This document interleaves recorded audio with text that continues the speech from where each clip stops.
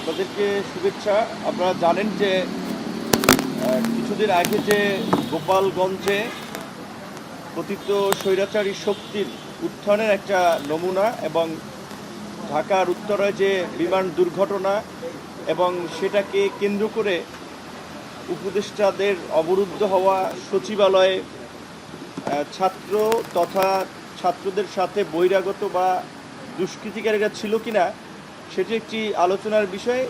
এই সমস্ত চলমান পরিস্থিতি এবং সামগ্রিক প্রেক্ষাপটে প্রধান উপদেষ্টা বিভিন্ন রাজনৈতিক দলগুলোর সাথে একটু মতবিনিময়ের সিদ্ধান্ত নিয়েছেন। তারই প্রেক্ষাপটে গতকাল 4টি দলকে ডেকেছিলেন এবং আজকে আমরা এখানে বোধহয় 8-10টি দলের শীর্ষ নেতাদেরকে ডাকা হয়েছে মিটিংয়ে, ইনক্লুডিং আমরা সহ সমস্ত রাজনৈতিক দলই সরকারের এই বৈষম্যমূলক আচরণ এবং পক্ষপাতের বিরুদ্ধে তীব্র প্রতিক্রিয়া এবং প্রতিবাদ দেখিয়েছে।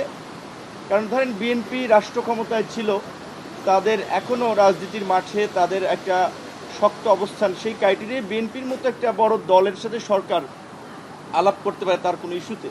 কিন্তু 4টা দলকে কোন ক্রাইটেরিয়ায় বড় দল কিংবা প্রধান দল হিসেবে তারা সিলেক্ট করলো এবং তার মধ্যে একটা দলের তো নিবন্ধনই নাই, সদ্য গঠিত হয়েছে। এবং এই অভিযোগটা মোটামুটি বৈঠকে উত্থাপিত যারা করেছেন বাকিরাও সমর্থন করেছেন যে সরকারের কর্মকাণ্ডে এবং ভূমিকায় দেখা গেছে যে তারা এনসিপির প্রতি একটু পক্ষপাত দুষ্ট ভূমিকা পালন করছে। কেসারেন শেকড় থেকে শিখরে।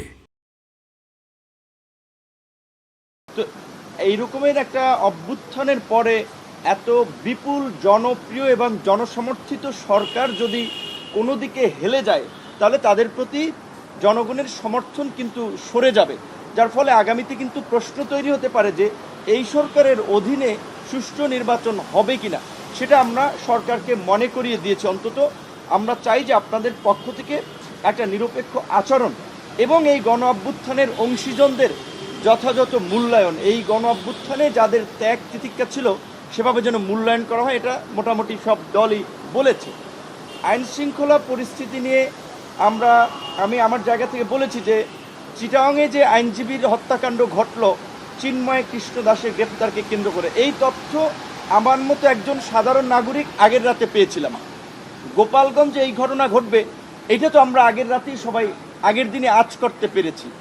তাহলে সরকারের আইন শৃঙ্খলা বাহিনী বা গোয়েন্দা সংস্থা যদি এইটা আঁচ করতে না পারে তাহলে বুঝতে হবে হয় তারা ব্যর্থ, না হলে সরকারের সাথে তাদের সমন্বয় হচ্ছে না।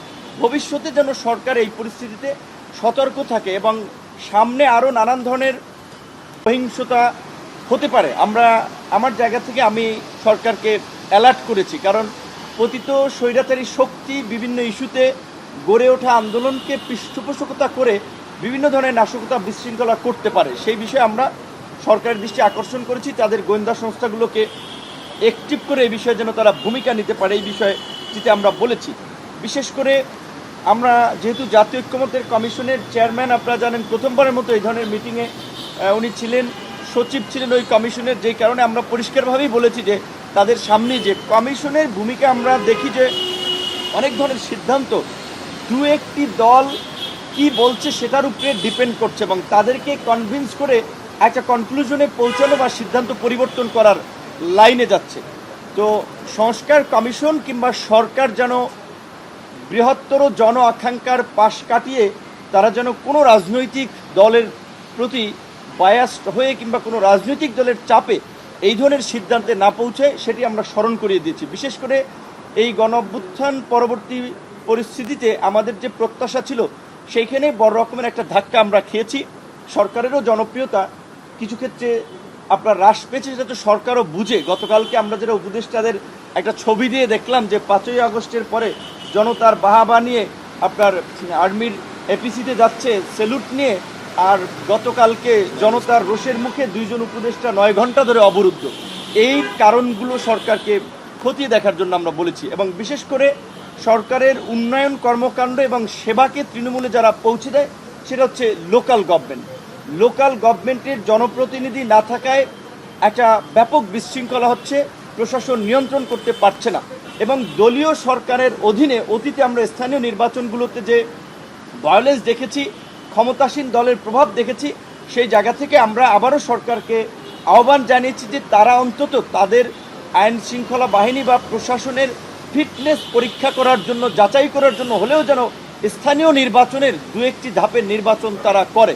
পাশাপাশি এই গণ অভ্যুত্থানের সবচেয়ে বড় স্টেক হোল্ডার বা অংশীদারদের মধ্যে ছাত্র নেতৃবৃন্দ অন্যতম। গত 11 মাসে আমরা দেখেছি যে আমরা যেটা বলেছিলাম যে একটা রাজনৈতিক ঐক্য ফোরাম করা, জাতীয় ঐক্যের ছাত্রদেরকেও প্রধান উপদেষ্টা মাঝে মাঝে বসবেন, তাদের সাথে আলাপ করবেন, বিভিন্ন বিষয়ে তাদের মতামত নেবেন। সেই ক্ষেত্রে বৈষম্য বিরোধী আন্দোলন ছাড়া কিংবা এনসিপি সংশ্লিষ্ট ছাড়া অন্য কোনো ছাত্র সংগঠনের নেতা বা ছাত্রদের প্রতিনিধিদেরকে বোধহয় সরকার কখনো ডাকে নাই, তাদের সাথে মিটিংও হয়নি। আমরা এই 5ই আগস্টের পূর্বে এই বিভিন্ন ছাত্র সংগঠন যারা এই গণ অভ্যুত্থানের নেতৃত্ব দিয়েছে তাদের শীর্ষ নেতাদের সাথে অন্তত প্রধান উপদেষ্টার একটা মতবিনিময়ের আমরা প্রস্তাব রেখেছি। প্রধান উপদেষ্টা আমাদেরকে সামগ্রিক প্রেক্ষাপটে আশ্বস্ত করেছেন সংস্কার যে কোনো মূল্যে তিনি বাস্তবায়ন করতে চান। কাঙ্ক্ষিত বিচারের প্রতি আমাদের যে কনসার্ন সেই বিষয়ে তারা একটা অগ্রগতি দেখতে চান এবং যে কোনো মূল্যে এই জুলাইয়ের যে আমাদের একটা ঐক্য প্রতিষ্ঠিত হয়েছিল সেই ঐক্যটাকে ধরে রেখে এবং বিশেষ করে এই জুলাই মাসে যেন আমরা এই আমাদের ঐক্য চেতনার যেন একটা পুনর্জাগরণ ঘটাতে পারি, সেজন্য এই মাসব্যাপী উদযাপনের পাশাপাশি আগামীর বাংলাদেশ বিনির্মাণে যেন আমরা কাজ করতে পারি সেই বিষয়টির উপরে তিনি জোর দিয়েছেন, আমাদের সকলের সহযোগিতা চেয়েছেন। এবং রাজনৈতিক দলগুলো ইনক্লুডিং আমরা বারবার বলেছি যে দু একটি দল সরকারকে মিটিং করার প্রয়োজন হলে মতবিনিময়ের সুযোগ পায়, বাট অন্য যে গুরুত্বপূর্ণ স্টেক হোল্ডার তারা সুযোগ পাচ্ছে না। সেই ক্ষেত্রে এই বিষয়টি আমলে নিয়ে অন্তত প্রত্যেক মাসে যেন সরকার বিভিন্ন রাজনৈতিক দলগুলোর সাথে একটা ডায়ালগের মধ্যে দিয়ে পরিস্থিতি সম্পর্কে একটা করণীয় ঠিক করতে পারে, ধারণা নিতে পারে, এই প্রস্তাবটি আমরা রেখেছি এবং সেটাও তারা গুরুত্ব দিয়ে বিবেচনা করবেন পরবর্তী মাস থেকে এবং নিয়মিত একটা বসার এই বিষয়টি তিনি আশ্বস্ত করেছেন। আপনাদেরকে ধন্যবাদ।